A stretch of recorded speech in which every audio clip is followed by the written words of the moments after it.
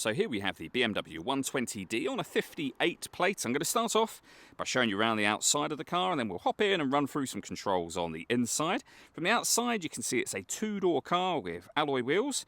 Let's start off inside the boot first of all. As we approach the back of the car, you can see we have reversing sensors. Plenty of boot space as well. We do also have that 60/40 split folding rear seat, should you wish to increase this space even further again. Okay, so we're just going to work our way back around to the front of the car, and then we'll hop in and run through the controls on the inside of it from there.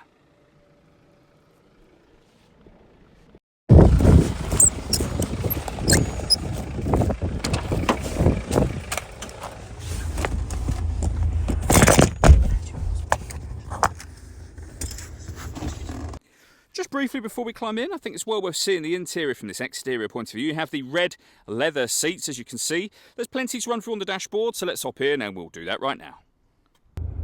Okay, now that we're inside the car, we're going to start with the dials. On the left-hand side, we have the speedometer.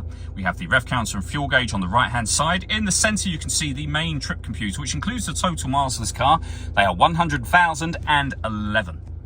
You can change information displayed directly above that by pressing a button on the end of the indicator stalk for various bits of trip computer and fuel economy information. If we back out to the steering wheel, we have our stereo controls available on here, and in the centre is the stereo itself. So the main volume, first of all, for the stereo is over on the left hand side. We have our AM and FM radio available to us there. You can change between the music options. So you can see there we've got CD player, auxiliary input, and of course the radio, which is where we started.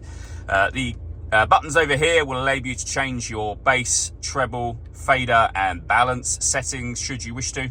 And you can see there, every push of that button will take you round back to the beginning again.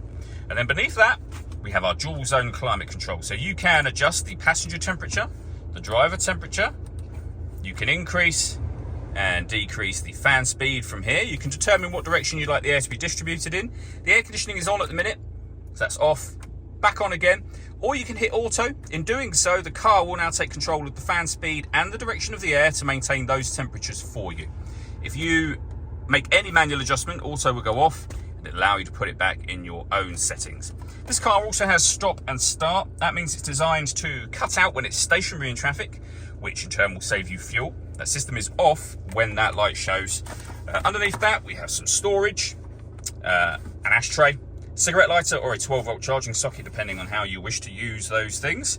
And we have a 6-speed manual gearbox. All that leaves me to say is thank you for taking the time to watch this video. If you'd like to come and see the car for yourself and have a test drive, please feel free to give us a call here at West Horsley Motors. We'd love to hear from you soon.